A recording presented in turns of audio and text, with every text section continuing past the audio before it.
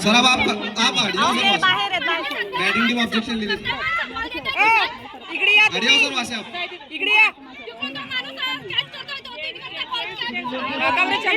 नाही ना बरोबर सांगा ना मग सांगा ना तुम्ही त्यांना तुम्ही बोला ना कोणी बोलत नाही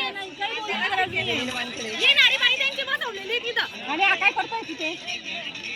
ते जेंट्सला सपोर्ट करताय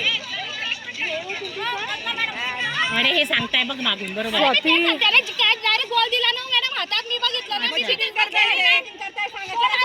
अरे चला तिकडे कशाला हा डायरेक्ट मध्ये येतोय